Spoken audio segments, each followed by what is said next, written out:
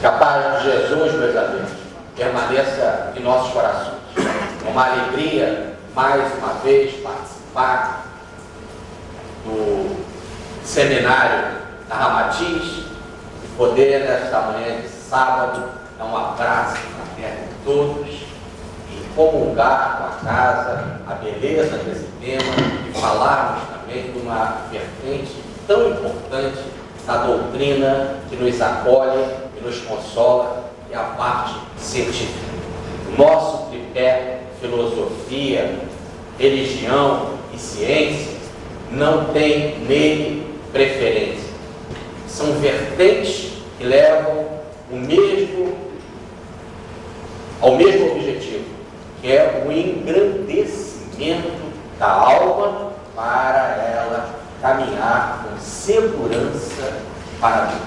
Por isso que o tema científico é um tema, convenhamos, muito deveras importante. Agora, eu queria falar então sobre o nosso tema, a paternidade científica na visão de uma biologia do supranormal apresentada pelo grande cientista Sir William Crookes.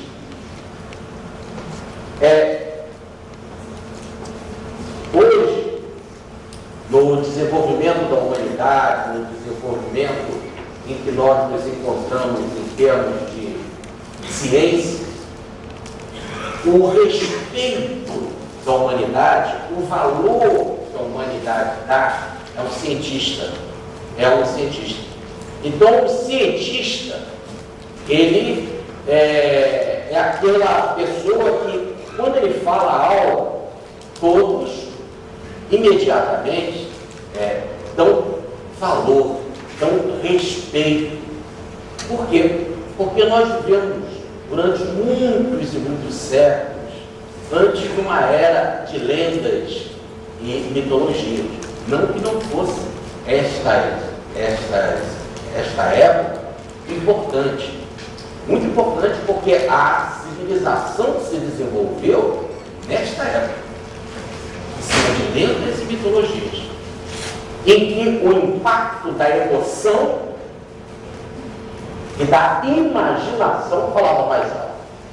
Depois nós passamos por um período em que a fé, e principalmente depois de Constantino, com o fortalecimento da chamada Igreja Cristã ou Católica, em que a fé passou a ser a linha de conduta, então o homem passou a aceitar aquilo que era imposto por uma hierarquia espiritual. Muita coisa boa, mas muita coisa errada e que foi colocada de uma forma dura e imposta, pois que quem não aceitasse seria condenado ou seria excomungado, que é uma dor imensa, porque a criatura naquela época da fé interpretava que estaria perdida para sempre, ou então, o que era pior, mesmo não acreditando nisso, numa dor também extremamente grave, e para o público a pessoa era condenada na frente de todos, quase sempre ao martírio, a fogueira e a outras situações. Então, com isso, muito do desenvolvimento do pensamento humano foi bloqueado por causa desta condição. É assim, então, que houve uma revolução científica.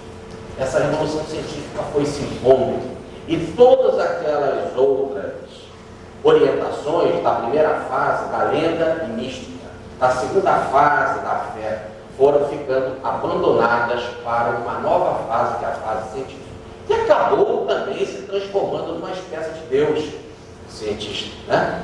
Ele dita da sua sabedoria aquilo que ele tem como verdade, ridiculariza e condena todas as outras opiniões, não dá valor às outras opiniões. Quando ele está errado, muitas vezes todos ficamos sem a devida orientação. É assim, então, que é neste período da ciência que nós queremos falar que a paternidade científica, quer dizer, quando um cientista fala sobre alguma coisa e que ele diz que ele comprovou aquilo, aquilo passa a ter valor, ele passa a ser pai daquilo, porque nós acreditamos na sua palavra. Vamos explicar um pouquinho mais claro. Por exemplo, os meus pais. Né? Os meus pais, que nós chamamos de os meus pais biológicos. A minha mãe e o meu pai me registraram e disseram e assumiram que são os meus pais biológicos.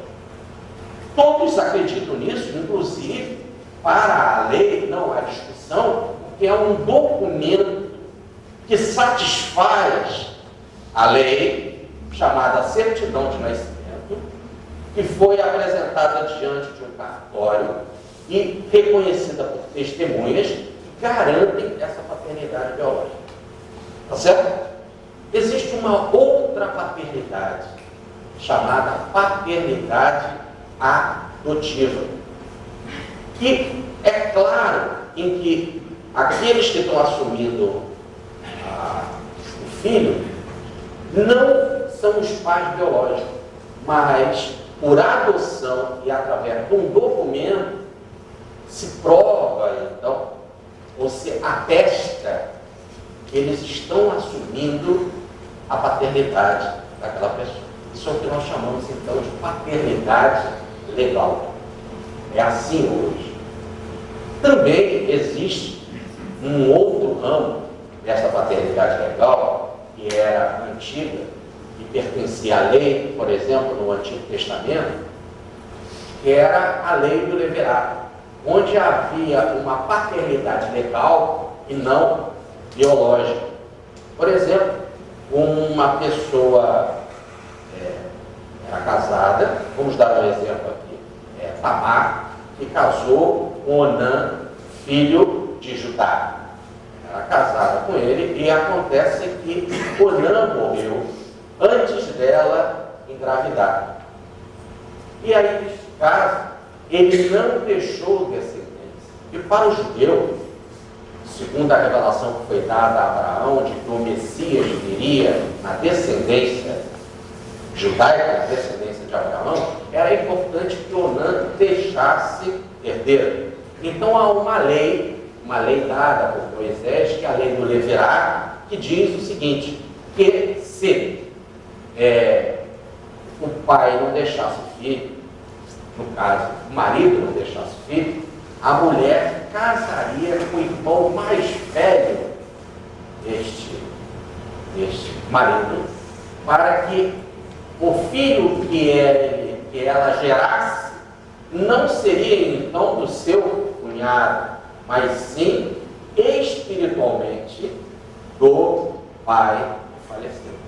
Então há uma paternidade chamada legal, através da lei do levirato, que não é biológica, mas que para a lei de Moisés, segundo a revelação de Deus, é a paternidade verdadeira, porque é considerada aquela criança filho de um morto.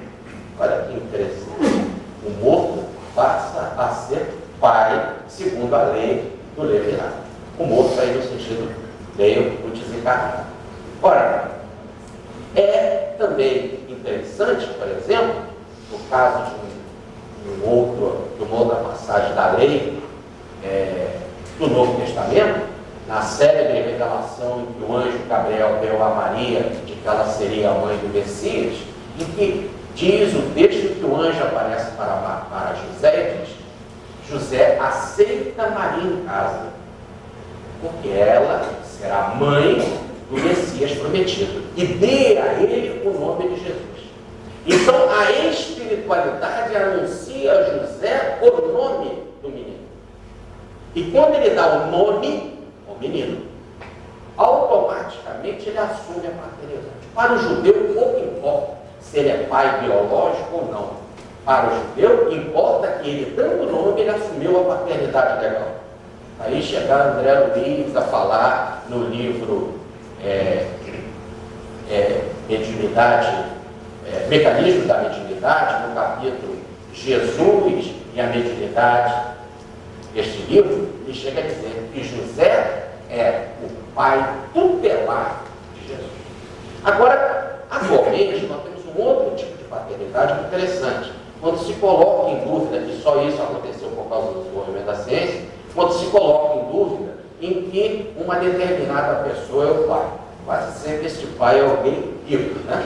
Hoje em dia é bem comum isso acontecer com jogadores de futebol, né? São os ricos emergentes do caso. Né? E a pessoa quer, porque tem até direito, evidentemente, se é pai, e a pessoa precisa de ter a criança, de ter o seu desenvolvimento não só emocional, mas também o seu desenvolvimento escolar, de saúde, etc.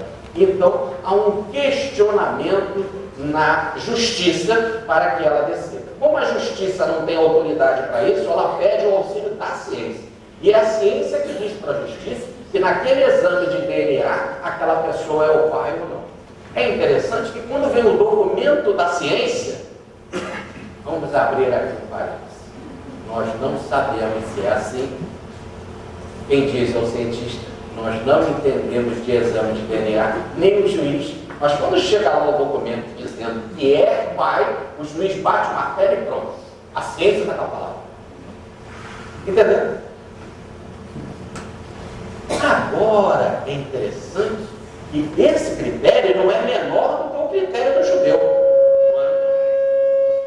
Na lei, ele aceitava e assumia a paternidade biológica e legal. Na época, diante do que se tinha, que era a veracidade e o compromisso do homem perante a lei, isso bastava. Agora, já não é mais assim. Ninguém dá mais confiança em você dizer, eu assumo e digo que sou ou não sou porque eu sou espírita ou porque eu sou católico. Ninguém mais acredita nisso. Olha essa situação.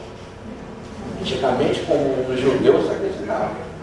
Agora não se acredita mais. Olha como a religião ela caiu em decadência. E o que vale agora é a nossa postura de firmeza, de honestidade, de princípio. Porque só assim vamos poder outra vez dignificar o que foi esquecido. Agora, o cientista não. Nós não entendemos nada de exame de DNA, mas vem lá no documento que é pai. O juiz bate o martelo e acabou. E a paternidade é legal. Científica, biológica e comprovada. Mesmo sem a gente entender. Olha, e não repare como nós chegamos num estágio em que a ciência passou a ser a dona da bola. É a bola da vez. É a palavra final. E isso começou principalmente no final do século XVIII. Perdão, no final do século XIX. E no final do século XIX, essa participação da ciência cada vez ficou mais firme. No campo da química, no campo da física, no campo da biologia. Repare que essas coisas começaram a ser descobertas nesse período, em termos de critérios científicos. Por exemplo, a tabela dos elementos periódicos com Mendeleev, o estudo do átomo com Dalton e Thomson, e o desenvolvimento para a matéria radiante com William Crookes. Depois nós temos também o desenvolvimento do pensamento de evolução, do desenvolvimento da lei de evolução apresentada por Charles Darwin, que passou a ser o pai da seleção natural. Né? Ele afirmou que é assim. E nós temos também, a partir do século XIX, no final do século XIX, o aparecimento da psicologia, de Salpeterre, de Charcot. Depois nós temos Pierre Janet e o aprendizado ali naquela escola de Freud, que desenvolveu depois todo o critério da psicanálise. Então, repare que como o final do século XIX foi importantíssimo para esse fortalecimento da ciência. E é ali, neste mesmo período, com todas essas vertentes da ciência, que vai aparecer a ciência psíquica, a ciência espirítica. É ali que, pela primeira vez, cientistas vão se debruçar sobre o assunto. Agora é interessante que o físico se debruçava sobre assuntos físicos, o químico em assuntos químicos, o médico em assuntos da medicina e de assuntos psicológico, né, psicanalítico, assim foi que começou. Agora, com relação à fenomenologia espírita, não se tinha ainda uma ciência específica para ela.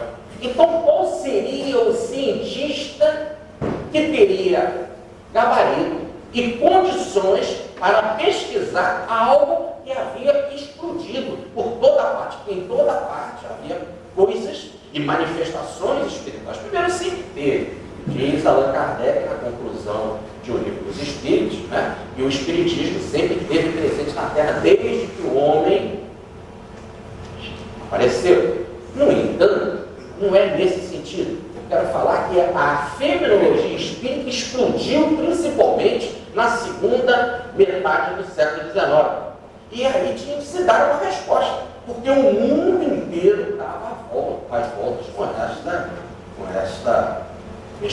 estes fenômenos e precisava de uma resposta. Então, como falar? Aí tem uma terra, rolou algo muito interessante. Fazer um grupo de pesquisa. Como não se tinha um ramo científico específico para se pesquisar, então se colocou cientistas de áreas diferentes. E como não sabia se isso era algo só de ciência, se colocou também homens letrados, homens da área do saber, da literatura, homens da área do saber espiritual, da teologia, e fizeram então um grupo para pesquisar. O objetivo primeiro, é lógico, para acabar, desmistificar e mostrar que realmente é ilusão e que não existe o fenômeno espirítico. Afinal, a ciência não via e não observava isso. Logo, ela já partiu do pressuposto que não existia esse grupo. Esta comissão iria provar e demonstrar que isso era uma ilusão e terminaria ali de vez este assunto. Quando surge isso? Surge precisamente no final da década de 60 do século XIX. Logo com a partida de Allan Kardec, em março de 1869, ali em 69, 68, 70, é que começa esse grupo a se reunir. Já havia então uma ciência filosófica e religiosa codificada por Kardec, e a ciência agora iria se manifestar. Evidentemente que se ela dissesse, com a sua autoridade de poder ser pai, de dar paternidade a algo, se ela dissesse que era impossível e não existia, tudo então cairia por terra. E toda a informação dada na revelação codificada por Kardec seria algo como apenas da era da fé. Ou, para muitos, como a fé também não aceitava e havia condenado colocando as obras de Kardec no índice, ficaria muito mais atrasada do que não só científica, mas também dos argumentos da fé. Cairia no mundo das lendas, da mitologia, dos absurdos dos tempos passados.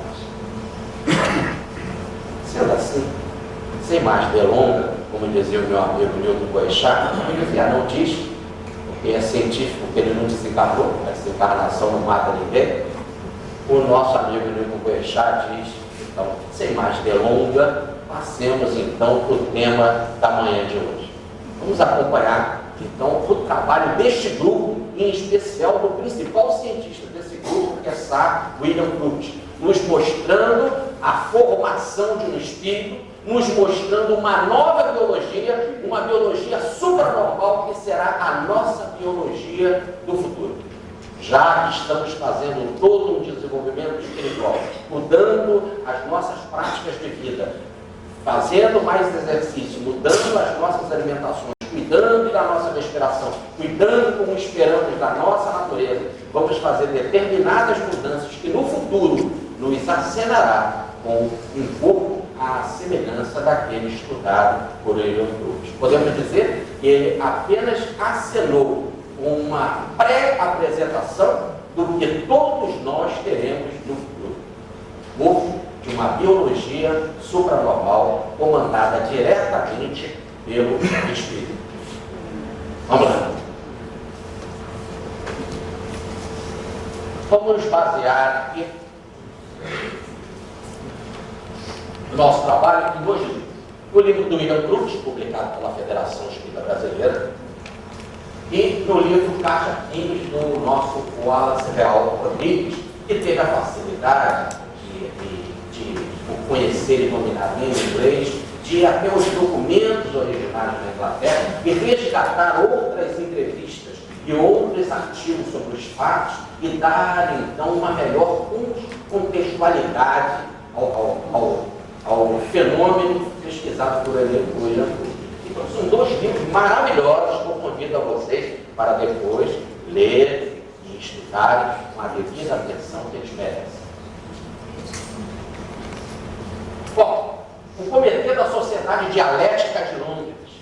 A Sociedade Dialética de Londres decidiu, em sua sessão de 6 de janeiro de 1869, repare então, alguns meses antes da desencarnação de Kardec, que, para estudar os fenômenos do espiritismo moderno, um comitê de 33 membros ativos, compostos de magistrados, de pastores, de letrados, de cientistas, repare então que não se tinha um ramo específico, precisava então abarcar uma gama de pensadores, seria nomeado para aniquilar, repare bem como começou essa comissão, para aniquilar pela investigação, esse é o método científico. Para a ciência vale o que é a investigação própria. E para que esses fenômenos espíritas, para que fossem então mostrados, a aniquilação, que esses fenômenos espíritas não existem. Então repare que o próprio comitê, ele já veio com um prejuízo, já veio com um pré-conceito, quer dizer, já tinha um conceito com antecedência, não existe. Mas o comitê reuniu, e no caso, cientistas, pensadores, pastores, etc., brilhantes. Essa que foi o erro da comissão. O erro da comissão é quando a gente coloca pessoas brilhantes, autoridades sérias para pesquisar. Quando essas autoridades não são compromissadas com grupos, com partidos, com ideias, mas sinceramente se manifestam, que esse é o caráter do homem de bem, e esse deve ser também o caráter do cientista, para ser fiel àquilo que ele pesquisou, a situação muda e nós vamos ver que isso foi bastante alterado. Qual foi o relatório da comissão? Vamos já para o final desse relatório, vamos ver qual foi a conclusão. Primeiro, qual é a conclusão? Aparições de mãos e de formas não pertencendo a nenhum ser humano, parecendo vivas por uma ação e sua mobilidade. Essas mãos, às vezes, eram tocadas e até agarradas pelos assistentes, convencidos, por consequência, de que elas não eram o resultado de uma impostura ou de uma ilusão. Então, é algo que podia ser tocado, que podia ser, então, apalpado. E, com isso, poderia ser dado, então, veracidade ao assunto.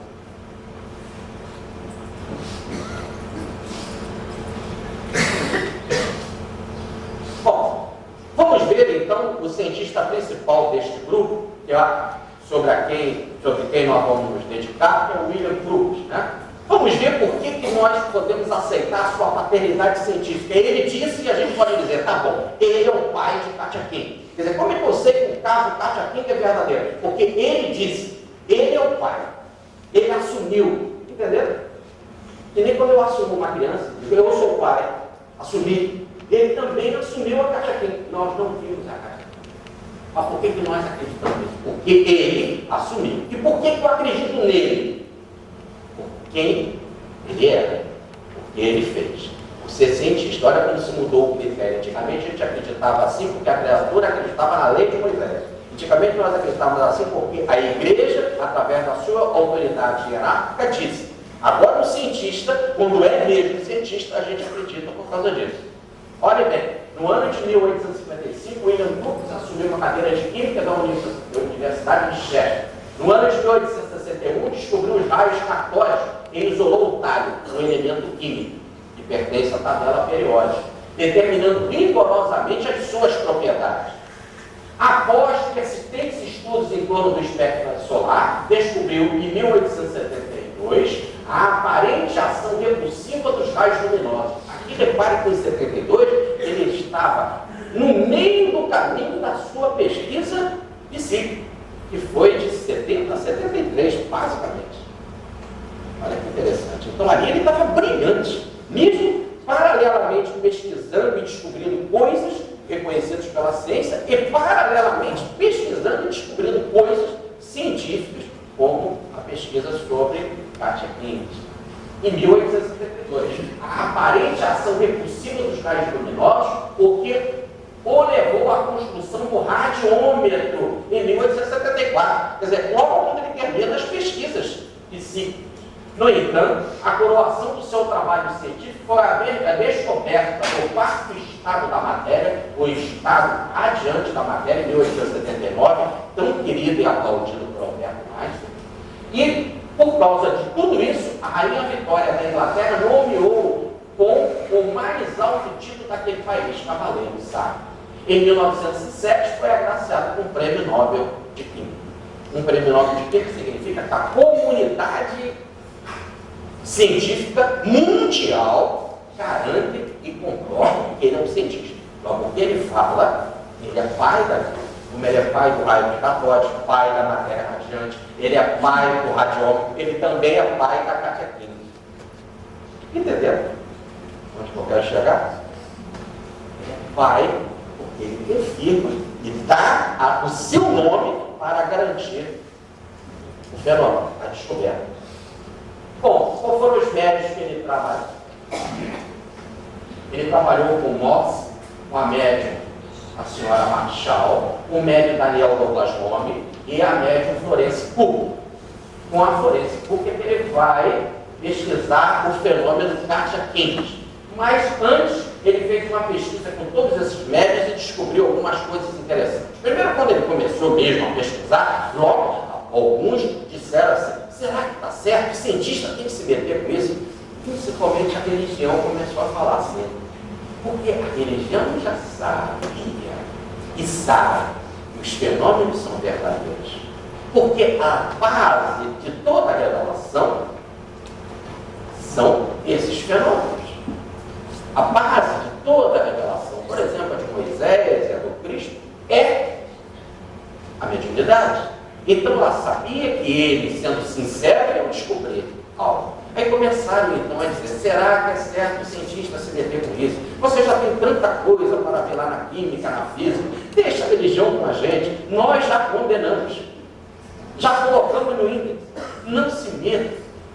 Mas o William Crookes vai responder: ainda tem necessidade de que me ensine que não é racional esforçar-se para descobrir as causas de fenômenos inexplicáveis. Por quê? Quero que me explique de que não é racional eu tentar pesquisar essas coisas. E se for realmente inexplicável, ou se não for verdadeiro, que a ciência diga, mas que não é racional pesquisar, direi simplesmente o que vi e o que foi provado pelas experiências provadas e controladas. Só o que eu vi, vou dizer. E é o meu nome que está em jogo.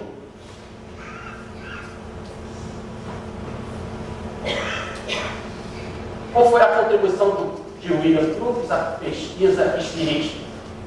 Imediatamente, o cientista criou uma balança sensível, sensibilíssima, que podia medir a força psíquica, vide a força do ectoplasma, a força psíquica, que podia ser levantada de 50 até 100 quilos. Hoje nós já sabemos que temos pesquisas que mostram que a força psíquica levanta até um carro e um trator.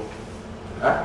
Muito mais do que isso, nós sabemos que a força psíquica faz coisas extraordinárias. Na força psíquica, Jesus, com 5 pãezinhos e 2 peixes, fez com que 5.000 homens comessem, fora as mulheres e as crianças, ainda sobraram 12 cestos. Com a força psíquica é poderosa. E essa balança poderia medir. Segundo, a execução de áreas de música. Os espíritos apresentavam músicas do lado, diante inclusive de pessoas que não conheciam música. Então não tinha explicação a não ser vinda do plano extrafísico. Movimento de corpos pesados através do fenômeno da psicocinesia, movimento de objetos, fenômenos de percussão e outros sons, aparições luminosas escritas direto, sem o toque da mão do médium. Aparecia escrita no margose, aparecia escrita através de um outro instrumento. As aparições de mãos à luz do dia, isso impressionou ele, porque era a luz do dia e as mãos apareciam materializadas. A mão perfeitamente feita parece animada e muito graciosa. Os dedos se movem e a carne parece ser tão humana quanto a de todas as pessoas presentes. No braço, ela torna-se vaporosa e se perde em uma nuvem luminosa. Então é interessante que não era a materialização no início de um corpo inteiro, era só de uma mão, o que dava uma maior garantia. Porque se fosse de um corpo inteiro, poderia dizer que estava alguém ali, um médium em pé, falsificando, mas era só um pedaço. Eles observavam aquele pedaço. O que ele diz que é interessante, a mão era perfeitamente animada, graciosa, mão graciosa, mas igual de carne como de qualquer pessoa humana que estava ali presente. Então ela era tocada, ela era observada, ela era examinada. E depois sumia, ficando vaporosa no resto. O que mais? Formas e rostos de fantasma. Então aparecia também só a parte do rosto, só a cabeça, o que também dava maior prova, porque o resto ficava em forma de vapor. Uma delas se adianta de um canto na sala, foi pegar um acordeon e em seguida caminhou sem ruído, quer dizer, não tinha os pés, caminhou sem ruído no apartamento tocando esse instrumento, quer dizer, ainda tocava acordeon. Ela foi invisível durante vários minutos. O médium, ao mesmo tempo, era visto também por todos os assistentes. Então você via aquele corpo tocando acordeon ao mesmo tempo que estava vendo o médium. Era visto por todos os assistentes. O fantasma se aproximou de uma dama e esta fez desaparecer o fantasma soltando um grito. Porque apareceu um inteiro muito bem, mas só a cabeça tocando a coxa. Pode gritar assim, pode? Aperdoado. Mas o que é interessante é que a feição do fantasma subir, e costuma dizer por causa da vibração dela, o que tecnicamente é verdadeiro. Mas se você me permite aqui, se não grave esse pedaço, que é o seguinte, eu acho que foi o espírito que se assustou com ela. O espírito deve ter pensado assim, nossa, o que esse fantasma está gritando aí? Porque nós somos fantasmas para eles também. Nós somos espíritos que temos corpos materializados como eles. Tá certo? Quem é fantasma? Já pensaram nisso? Vocês nunca tinham pensado que eu ia chegar aqui no sábado de manhã e sair com essa informação de que nós somos fantasmas? Não somos espíritos materializados? Então, bom dia, fantasma. Tocamos acordeon. Bom, vamos fazer a pesquisa com a média Florença Cruz, né? Que ficou sob a tutela, está aqui a média, que ficou sob a tutela do casal ou da família Cruz. Agora eu botei essa informação. Ela tinha 15 anos, gente. E era virgem, no sentido de que não era casada, no sentido de que era então ingênua, não tinha ninguém por trás ali defendendo ela, entendeu? Eu quero botar aqui esse texto, se vocês me permitem, no sentido de ingenuidade.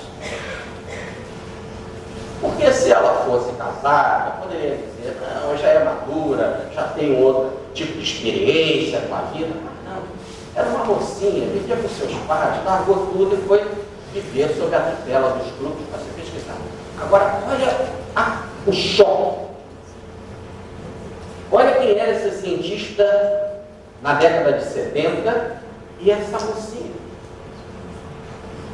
Quem é ela? E como se pode mudar esta ideia de que ela poderia tapear esse cientista que nós já botamos o currículo dele ali? Entenderam? É isso que eu quero dizer. Ele vai assumir a paternidade daquilo que esta médium vai produzir. É ele que vai dizer, é verdadeiro, com toda a capacidade científica que ele possui, com todo o seu nome. Olha só. Diz ela, numa entrevista, a própria médica falando: fui à casa do senhor Cruz sem prevenir aos meus pais fugir de casa. E nem os meus amigos. Ofereci-me em sacrifício voluntário sob o altar de sua incredulidade. Ele não acreditava. E ela está se oferecendo sob o altar de sua incredulidade. Vamos pensar, e a gente nunca fala desses grandes missionários que são esses médicos. A gente fala, o William Cruz, que missão. Com 15 anos querendo se sacrificar para a humanidade, no altar da ciência, para ser investigada, para ser apalpada, para ser completamente dominada, podemos dizer assim, com todos os critérios científicos, para que a verdade pudesse prevalecer. Em bem dela, em bem do cientista, em bem de toda a humanidade, mas também em bem da espiritualidade, que queria que isso acontecesse. Inclusive enviou um médium capaz, um médium espiritualizado para isso. Tem que ser espiritualizado para dar uma definição dessa, uma definição brilhante. Pergunte aos médios, mesmo os nossos daqui, com todo respeito. Quem quer se colocar sob o altar da incredulidade do outro? Para ser, inclusive, se for o caso, desmistificado.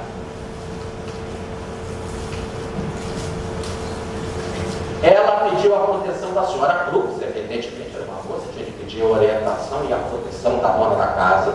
Pediu então a proteção da senhora Cruz e submeteu-se a toda sorte de experimentações, objetivando comprovar a sua mediunidade, pois com o cavaleiro de nome Volkmann havia-lhe imputado suspeitas de fraude. Então, quando este Volkmann, que a pesquisou pela primeira vez e disse, ela é falsa, ela então vai se entregar ao cientista William Crookes, pedindo a proteção da esposa dele, chegando a fugir de casa para ver se é verdade ou não.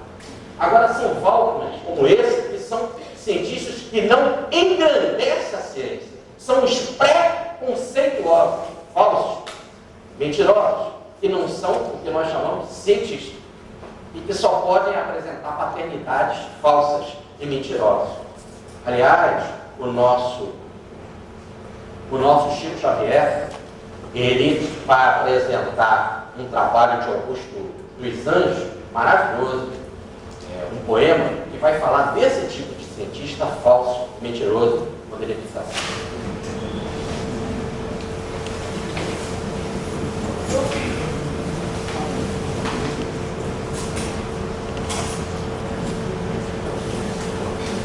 Bom, então no dia 22 de abril de 1872, numa reunião na casa dele, vamos ver o que aconteceu. Aqui está a média e o espírito, né? E a diferença do um para o outro. A aparição em plena luz de Kátia Kim, jovem, alta, bela, bem viva, loura e branca e vestida. A médium é, ao contrário, pequena, morena, de cabelos negros. Kátia Kim viveu assim 3 anos materializada na Terra, diz o cientista. A senhorita Florence Cook passava semanas inteiras em casa de William Crookes, que fazia experiências em seu laboratório, quase sempre cercado de investigadores severos como ele. Então ele, juntamente com outros cientistas, pesquisavam o nome do governo na sua própria biblioteca. Kátia Kim era uma mulher viva. O espírito Kátia Kim se materializava, tomava um corpo humano nitidamente completo, com órgãos, sentidos, um aparelho ósseo completo. Ela conversava com a senhora Cruz e com as crianças, e sentava para contar a história. Os ossos, pele, tudo, sentido, batido do coração, tudo. Nós vamos ver que até a temperatura vai ser medida dela. Kátia apareceu com uma tão grande perfeição que durante quase 2 horas ela passou na sala, conversando familiarmente com aqueles que estavam presentes. Várias vezes ela tomou o meu braço, tomava o braço do cientista E andando é a impressão sentida por meu espírito de que era uma mulher viva que se encontrava ao meu lado e não um visitante de outro mundo. Era uma mulher viva, era um cientista de braço dado andando na sala durante 2 horas com o espírito. A impressão é essa, é uma mulher viva, sem a diferença nenhuma do outro. Os que estão aqui presentes. Posso assegurar que o fantasma era um ser tão material quanto a própria senhorita Cruz. Bom, agora olha que coisa interessante. A Kátia Kings agora como mulher. Aqui quando eu quero falar como mulher, é diferente do varão, do homem. Mulher com todos os órgãos de mulher, os órgãos da feminilidade. Vamos falar claro, com vagina, com seios, com tudo que uma mulher tem. É assim que ela se apresentava, e repare que aí o respeito do cientista fez com que uma das presentes, que era a senhora Florence Muriá, pseudônimo literário de Rossi Kurz, que viveu neste período, ela passou por uma experiência fantástica ali naquela reunião do William Cruz. Olha o que aconteceu. Certa noite, Kátia Kings pediu-me que a acompanhasse até detrás da cortina do gabinete. Aí, para minha surpresa, desvestiu o seu amplo e belo vestido branco e ficou inteiramente nua à minha frente. E disse: não te assuste, desejo desta forma provar-te que sou realmente uma mulher. Eu era, de fato, uma linda mulher, dotada de todos os órgãos que constituem o organismo feminino. Depois desta prova eu não podia mais duvidar, porque ela estava na cabine, a médium ali, deitada, em transe, e o espírito tirou a roupa e completamente nu, se mostrando uma beleza, e não só bela, mas totalmente mulher.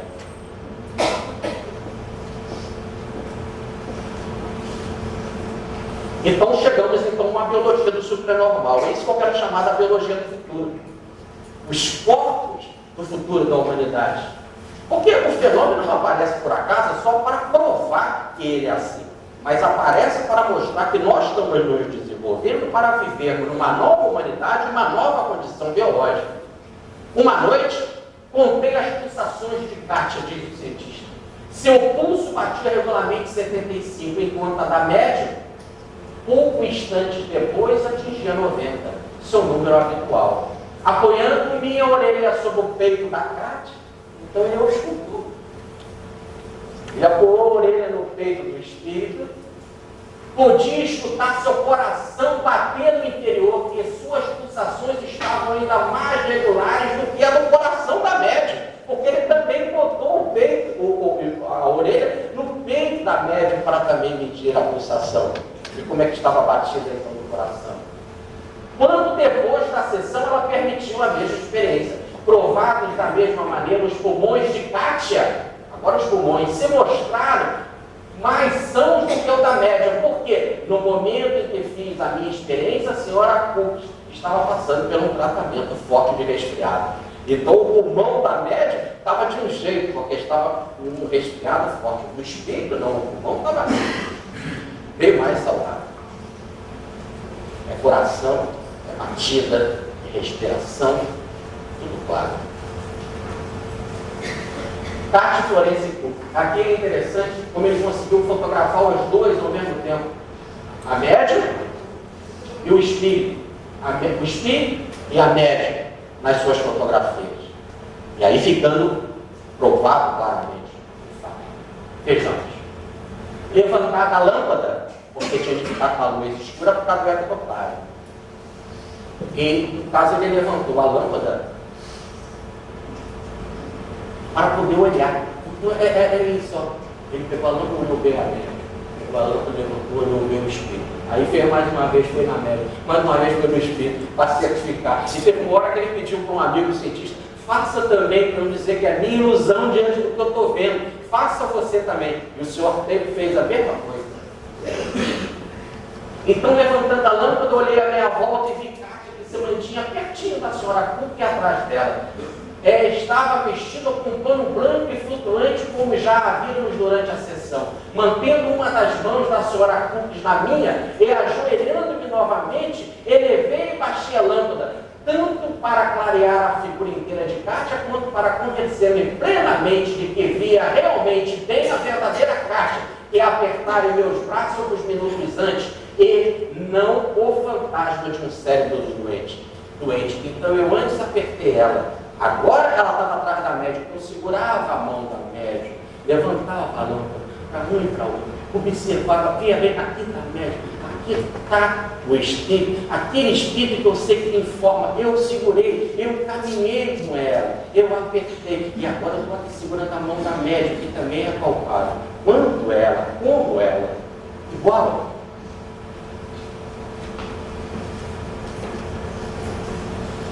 Tipos biológicos diferentes, as duas. Olha a diferença da médium para o espírito. Algumas das diferenças entre a senhora Krupis e Kátia. O tamanho de Kátia é variável. Eu vi maior do que a senhora Krupis 6 polegadas.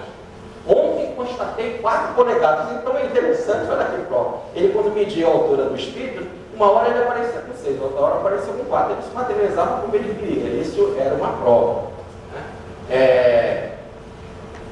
Ontem constatei 4 polegadas e meia a mais. Kátia tinha o pescoço descoberto e a pele era perfeitamente suave ao tocar, visível. A senhora Krupis tinha no pescoço uma cicatriz áspera. Então ele olhava a pele. A médium tinha no pescoço uma cicatriz. O espírito não tinha. A pele era lisinha do espírito. A da médium não. As orelhas da Kátia não são furadas. A da senhora Krupis traz brincos na orelha. A tez de Kátia é muito branca, a da senhora Krupis é muito morena. Os dedos de Kátia são muito mais longos que o da senhora Krupis. E o seu rosto é também maior. Nos moldes e maneiras de se exprimir, há dois evidentes diferenças. Então, o que eu quero mostrar aqui, que essa paternidade científica é algo bem observado, em detalhes, com cuidado. É o dedo, é a pele, é o pescoço, é a cicatriz, tudo com muita calma. Eu não estou dizendo aqui que foi um fenômeno assim, é verdade. Não. Foi cuidadosamente olhado durante 3 anos e na casa do William Crookes, no seu escritório, no seu gabinete, na sua biblioteca. Provas da fotografia. Durante a semana que precedeu a partida de Kátia, ela realizou sessões em minha casa quase todas as noites, a fim de permitir-lhe a fotografar na luz artificial. 5 aparelhos completos de fotografia foram preparados para esse efeito.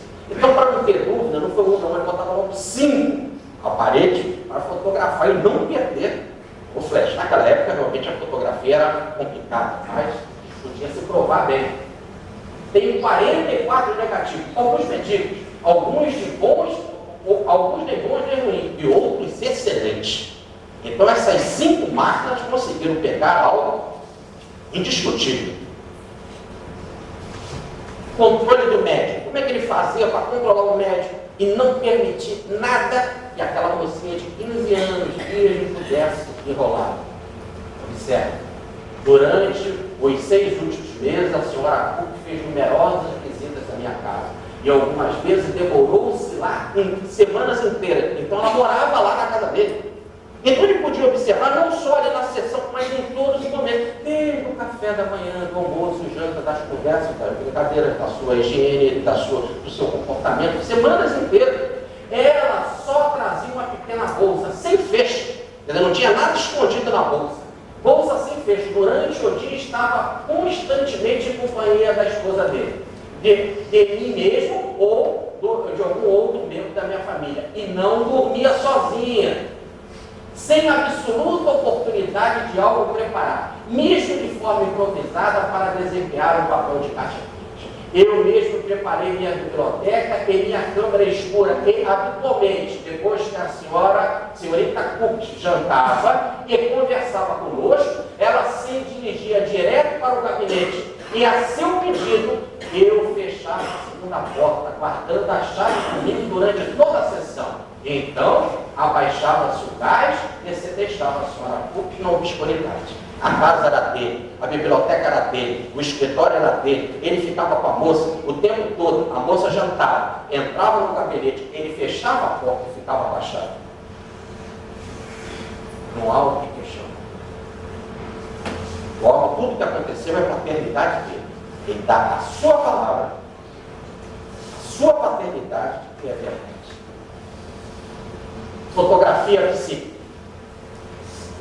Evidentemente, aqui uma boa foto, ele junto com um amigo, diante de Cátia, com os dois viram, a fotografia pode, é verdade, dar um delineamento de sua postura, mas como ela poderia reproduzir a pureza brilhante de sua tez, com a expressão sem cessar, radiante dos seus traços tão nobres, ora velados de tristeza, quando ela contava algum evento amargo de sua vida passada, ora sorridente, com toda a inocência de uma jovem, quando ela tinha reunido meus filhos ao redor dela, e que ela os divertia contando a eles os episódios de suas aventuras na Índia, quando se chamava Annie Overmorgan. Então, olha que coisa interessante. Olha que ideia, que situação impressionante. A fotografia não pode mostrar o que eu vejo. Quando ela ficava melancólica e triste. A fotografia não pode mostrar quando ela ficava alegre e contava história para as crianças. História do passado, da outra vida dela, quando ela se chamava Annie Morgan. Isso a fotografia não pode, mas isso o cientista pode dizer. É assim, eu vi. Então não é só algo materializado, mas é algo que tem vida, algo que fica melancólico, algo que fica alegre, com todos os ingredientes de uma vida humana normal, com corpo, com sensações, com emoções e com inteligência, funcionando todos os critérios da formação da personalidade, do quaternário inferior, que é a nossa personalidade. Agora, quem era esse espírito? O nome dela é Annie Overmorgan.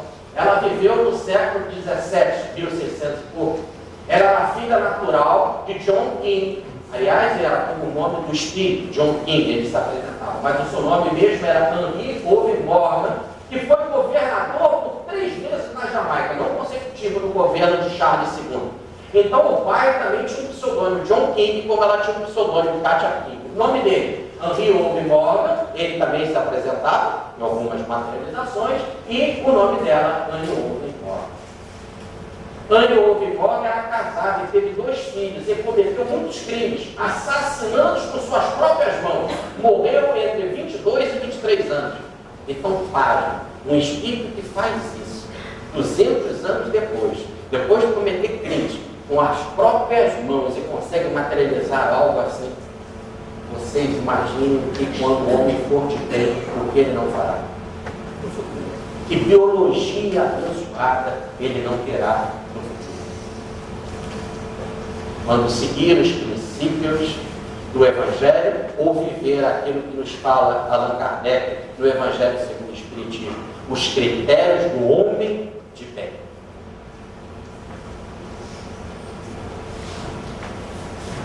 Logo o Espírito explicou para ele por que ela tinha que ficar 3 anos fazendo isso. Porque ela estava espiando. Pergunta 167 do Livro dos Espíritos. Qual a finalidade da encarnação? Expiação. Pergunta 68. Para que o Espírito reencarna? Para se limpar de todas as suas impurezas. Pergunta 169. E isso demora muito? As reencarnações são muito numerosas. Reencarna para espiar, espia para se purificar, e essas purificações são demoradas. O que ela estava fazendo ali materializada? Um corpo igual ao de todos os presentes, com sentimento, com emoção, com sensações, com tristeza e alegria. Ela mesma conta, é lição não espiritual para a espiritualidade. É lição para a espiritualidade, para provar o fenômeno invisível, mas para mim é expiação. Estou purgando, me colocando sob o altar da incredulidade da ciência, para, favorecendo a ciência e favorecendo a humanidade, que eu possa me sentir mais leve, mais aliviada das minhas penas.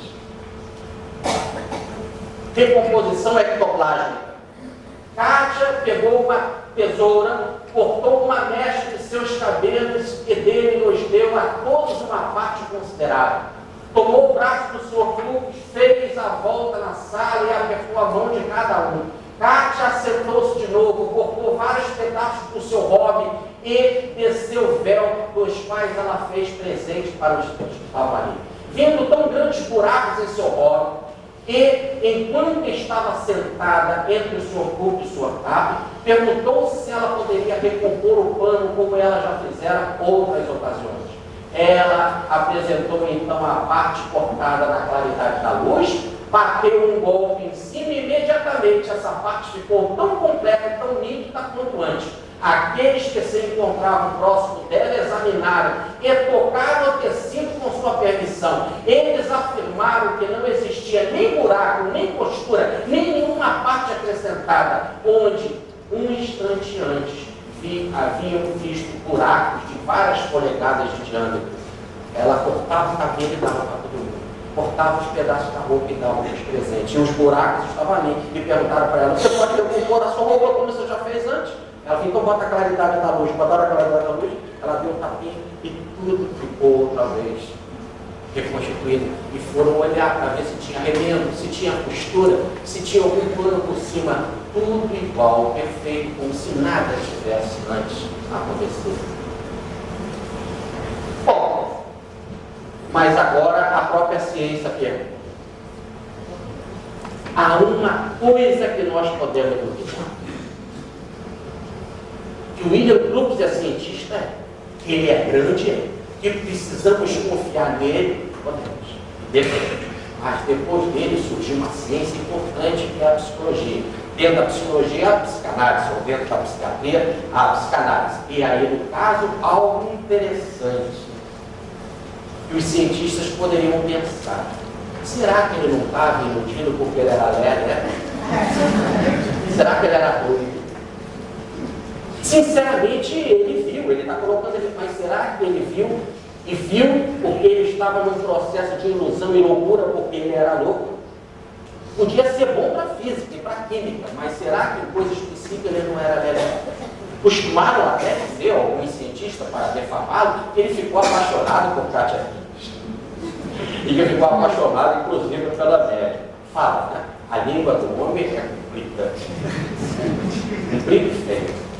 Mas nós agora vamos pegar aqui o que se tem de melhor no campo da psicologia. Tal Gustavo Jung, e ele vai fazer uma análise agora do cientista William Crookes à luz da psicologia.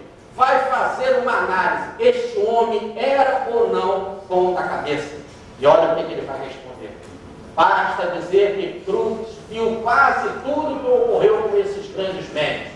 Não é necessário sublinhar que se este não dita um fato real, o mundo e a ciência foram enriquecidos por uma experiência da mais tremenda importância. Continua Jung. Por uma série de razões não é possível criticar a sua capacidade psicológica de apreensão e retenção. Crookes, durante os anos de 1870 e 1873, do ponto de vista psiquiátrico, sabemos apenas que naquela época Crookes não era manifestantemente doente mental.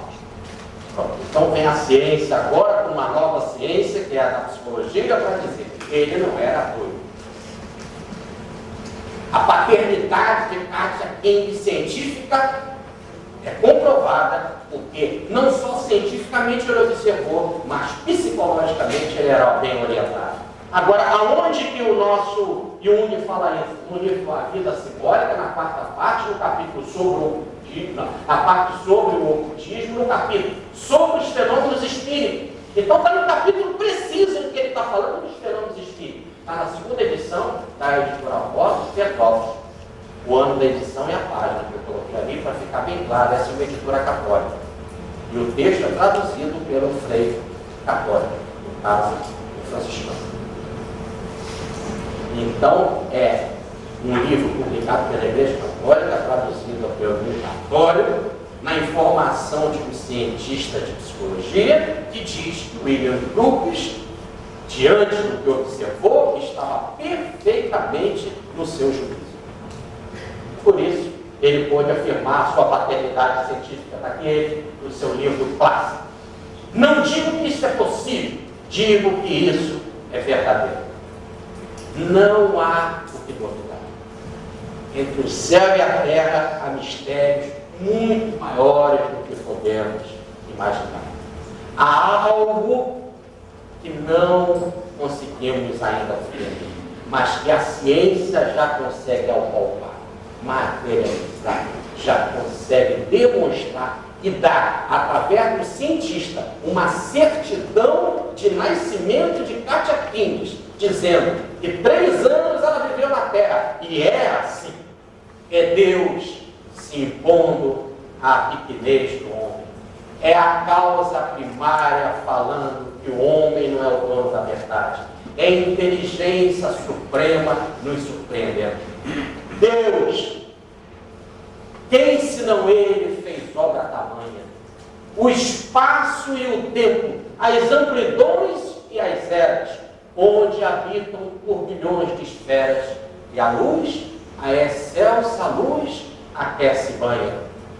Deus, somente o eterno, o impenetrável, poderia criar o imensurável, e o universo infinito criaria. Suprema paz, interna piedade, e que habita eterna claridade das torrentes da luz e da harmonia. Muita paz, fique com Deus, um bom seminário.